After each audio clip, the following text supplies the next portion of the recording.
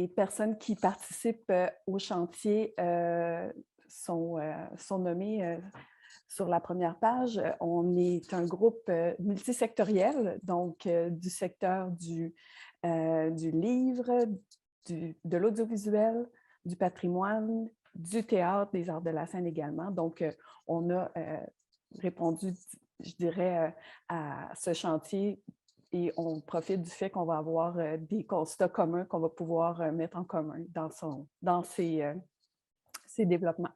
Donc, l'optique du chantier, c'est d'outiller les intervenants des milieux culturels, les organisations, engager les publics minoritaires, mais aussi en adoptant leur offre de services ou leurs actions et leurs programmes, en adoptant des principes de l'EDI, mais autant au niveau à l'interne et au niveau externe de leurs actions.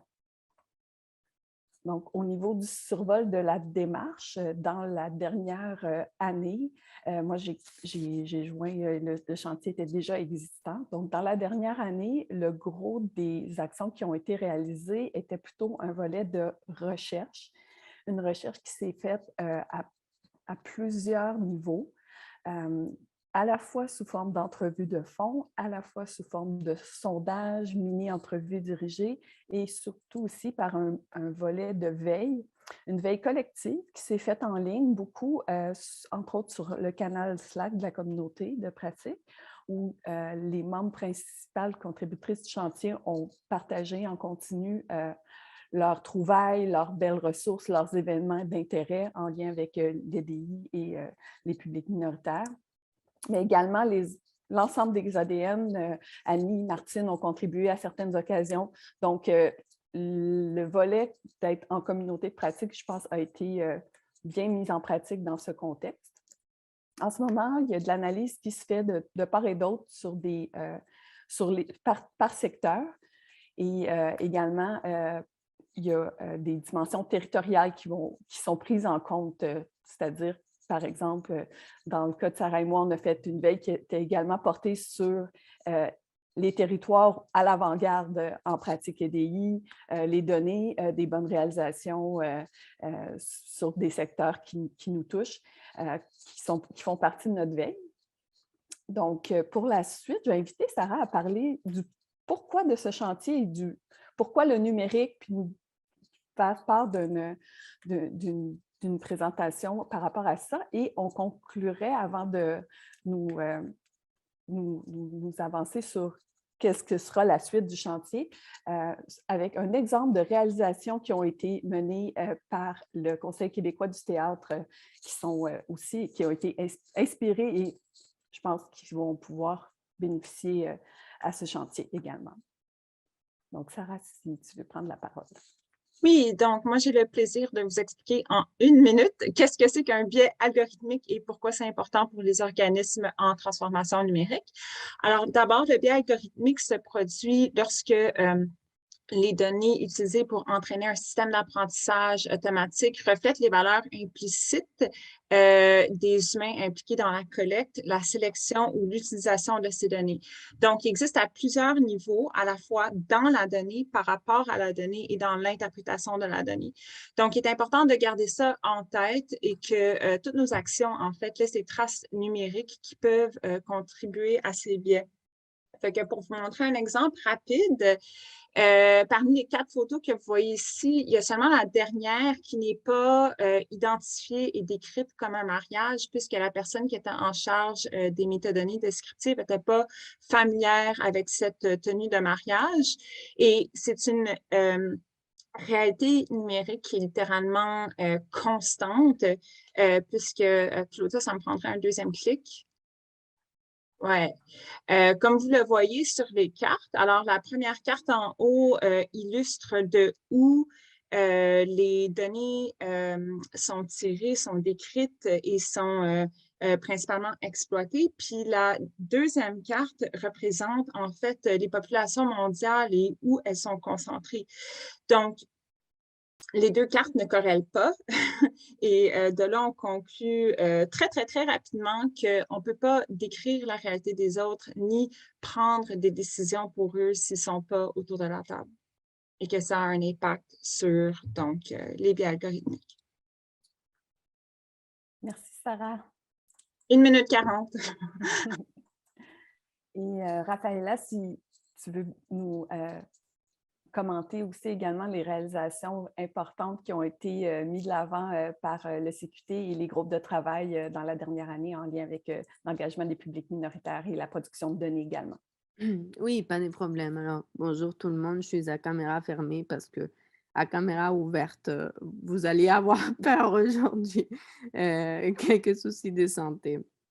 Donc, je peux dire que l'intérêt du Conseil québécois du théâtre pour le public minoritaire, s'inscrit en continuité avec, son implication dans les GTFAS.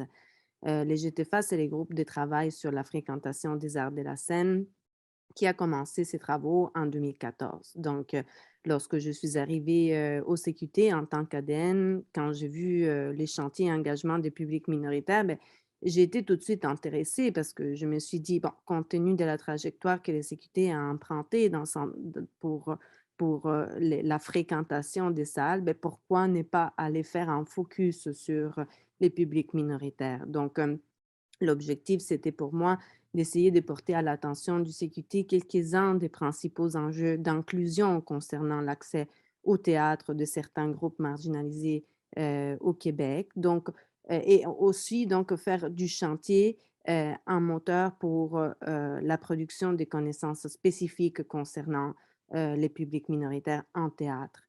Au niveau numérique, ce qui me semblait important, c'est que Heu, à travers ce chantier, on peut démontrer à quel point le numérique, n'est pas quelque chose en silo, n'est pas à part, mais il devient plutôt transversal à toutes les activités, de la chaîne des valeurs, du théâtre. Donc, nous, Caroline Gignac, qui est la responsable de la stratégie politique, et de la recherche, a donc, pris, m'a donc accompagnée, tout au long de ces parcours-là. Donc, elle a assuré vraiment la cogestion de ces projets. Pour moi, c'était une immense joie parce que j'ai pu voir que mon engagement dans les chantiers débordait les réseaux ADN et du coup, l'équipe, aussi du CQT était autant engagée et donc l'information commençait à circuler et ça me semble, un très bon résultat déjà en soi d'arriver à transférer les contenus brassés dans un chantier du réseau à toute une équipe. Donc nous avons travaillé sur 2 volets, un volet quantitatif et un volet qualitatif.